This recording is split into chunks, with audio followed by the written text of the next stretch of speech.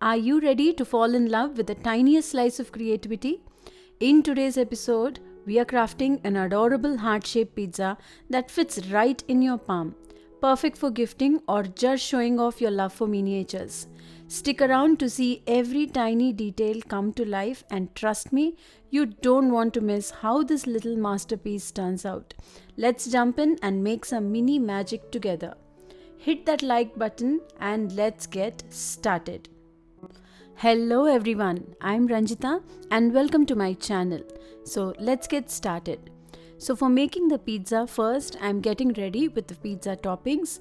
You can make the toppings of your choice, but for today's pizza I'm making capsicums or bell peppers, tomato slices and olives. So you can choose your toppings. If you want, you can make corn, paneer or whatever toppings you wish for, but I wanted to keep it simple, so I'm making capsicum or bell pepper slices first. So for this I'm taking two shades of green, one dark and one slightly lighter shade, and I'm placing one on top of each other and then again rolling it so that they adhere together well, and then I'm cutting it into thin strips. You can make it as you like, but I'm just trying to mimic the way they look on a regular pizza. That is, they are usually cut into thin strips. So I'm just trying to mimic the same look and kind of trying to replicate it. So for that, I've taken two shades of green, layered them on one on top of each other, and then I'm slicing them into thin strips. That's all. And then I'm going to take it out and then just curve them into the shape of capsicum. So for that, all I have to do is just take a thin strip of the cut strips that we have made, and I'm just slightly folding the edges and making them look like thin strips of bell peppers. So this is all you need to do. That's it. Our miniature capsicum slices are ready. In this video I'm just showing you one pizza, but in real I was making a bunch of them. So I'm making all the toppings at once so that it will help me when I'm making something in bulk. So this is a small tip. So if you're making something in repetitive quantities or in multiple quantities, try to do one step at a time. That is, try to make all your toppings at once and then try to make all your bases at once. That's going to save a lot of time. So here is our miniature version of the toppings. Now next I'm going to make tomato slices. This is very easy. All I'm doing is rolling down some red clay. I'm using polymer clay here, but you can use pretty much any clay, even air dry clay you can use with the same steps or procedure. So I'm taking a small round cutter and then just making these small tiny circles. So if you don't have a cutter similar to this, you can use an empty refill or anything small, maybe the back of a pen or anything like that, or you can just roll tiny balls and then flatten them in between your fingers. That is also an easy way. So as I already told you, I'm making this in bulk, so I'm cutting quite a few circles here so that there will be enough for all my pizzas. So I've made a bunch of them. If you are not interested in cutting these small pieces, you can just roll the clay into very small balls and then just flatten them in between your fingers. That's another easy way of making tomato slices. Now that we are done with two vegetables, I'm now going ahead and making olives. Like I told you, you can make as many toppings as you want. The choice is yours, but I wanted to keep it simple and easy at the same time. So I'm making olives here. So for making olives, I've rolled my black polymer clay into a thin strip, and then I'm cutting small pieces of black clay, and with the help of a pointy tool or a piercing tool, I'm just flattening it and making a hole in the center. That's it. Our olives are ready. When you're making something in bulk, Keeping things simple will improve your efficiency. At the same time, I wanted them to be as realistic as possible. So I'm just making just tiny balls with black polymer clay here, and then just piercing a hole in between. With that, our very very cute small tiny olive toppings are ready. So you can see how simple and easy it was to make, and these are our tiny olives. So I'm now ready with almost all our toppings. I'm now going ahead and making my pizza base. For that, I've taken white clay and I'm rolling it into a small ball, and then just rolling it with a pin. So when you're working with very light colored polymer clay, you need to keep one thing in mind. Make sure that you clean your tools and clean your fingers and surface well. I haven't shown it in the video, but that is a very very important step, because if you're working with dark colored clay and then following it with light colored clay, you often tend to stain your clay. So to avoid that, always before every step, make sure that you clean your fingers and the surface well. So now I'm taking a small cardstock cut in the shape of a heart, placing it on my clay, and then just with an X-Acto knife cutting around the heart. So when you don't have too many cutters, this is the best way that you can make different shapes. You really don't have to invest on a wide variety of cutters. So here I've made a mistake. I just wanted to share it with you. So I've cleaned my surface and I've cleaned my fingers, but the cardstock stained the clay here, and please keep that in mind as well. But since I will be shading this in the next step, so I didn't really bother about it. But if you really want to keep your white clay as white as possible, make sure that you don't use colored cardstock when you're trying to cut some shape. Now around this, I'm taking a thin strip of white clay, rolled it and placing it around the corners. So the edges of the pizza are usually rolled up, so to mimic that appearance I'm doing this. In the center I've used a ball tool to add some texture, and on the corners I'm using a toothbrush. You can also use a foiled aluminium foil, or you can use sandpaper to get that texture. Now I'm using my chalk pastels in the shade yellow ochre and brown to shade the edges of the pizza here. So when you're using pastels for the first time, soft pastels, go with a light hand and light colors in the beginning. Try to build up your colors. Don't try to add too much color at the same time, because if it gets muddy and dirty, you cannot undo this step. You'll have to start all over again. So for that reason, please go slow. I usually have an idea of the pigmentation of my soft pastels, so I'm going ahead and shading it. But if you're a beginner and doing it for the first time, please go with a very very light hand. Try to add and build your colors layer by layer rather than putting all the color at once. So here I'm using the shade of yellow and brown to give the look of the crust for the pizza.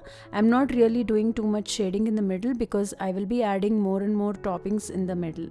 Now to the same color combination, I'm adding a little red and then some liquid clay and making a paste out of this. So this will be my pizza sauce. So the shade of the pizza sauce can be altered by the amount of color pigments that you're adding. You can add more of red or you can add more of brown to it. So this was my choice of colors. So this looks like pizza sauce to me. So now I'm carefully placing this liquid clay mixture or the pizza sauce only around the corners. So I will be having my cheese toppings in the center, so I'm not really placing too much of the pigment in the center, just to save a little material. But if you want, you can absolutely go ahead and apply it all over. This is a very similar procedure. You can also use it to add jam onto your bread slices when it comes to miniatures. So this is all I'm doing. So I'm just adding a little bit of white clay along with liquid clay and making it into a thick paste here. and then adding it on the center. This will be my cheese topping. Once I started spreading, I realized I should have added a little yellow tinge to it to make it look more like cheese, but then I will mend it up in the next steps. So just to get that thicker texture, I've mixed white polymer clay with liquid clay and made it into a thick paste here. So you can adjust the consistency of your paste by adding more clay and less liquid clay, and vice versa.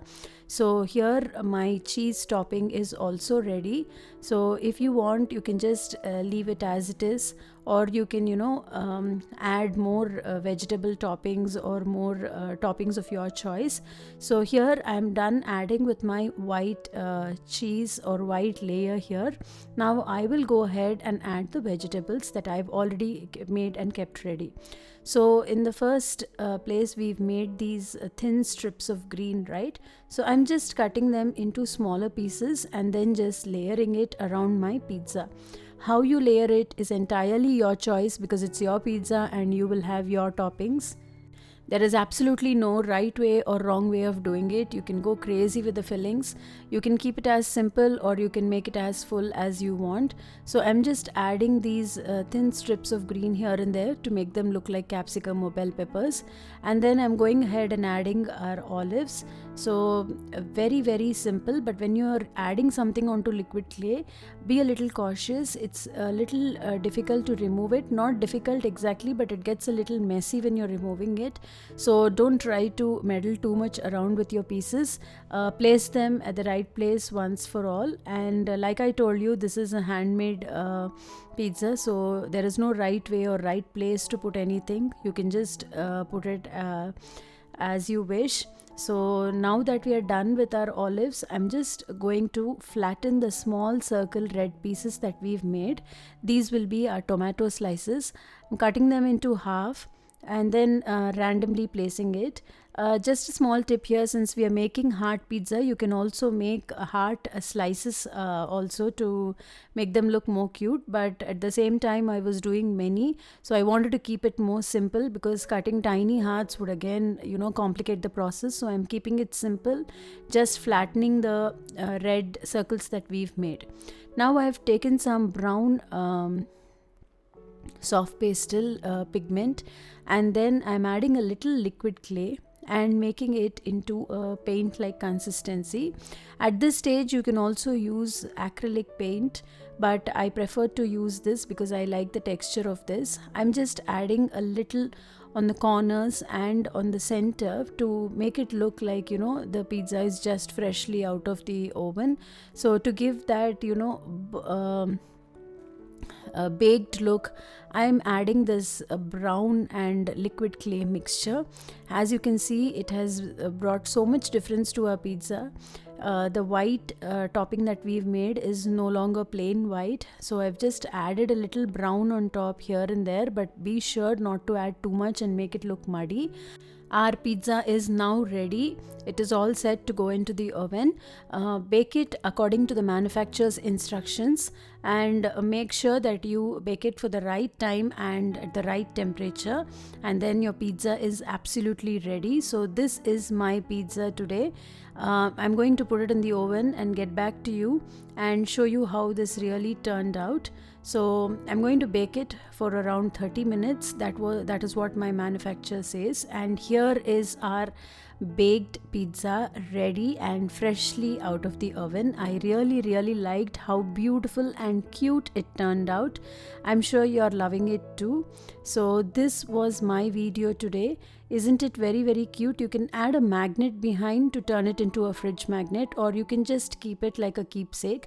Since Valentine's Day is just around the corner, I made this cute little miniature pizza box with just brown cardstock, and I added a sticker on top of that just to make it more cute and the packaging look more cuter.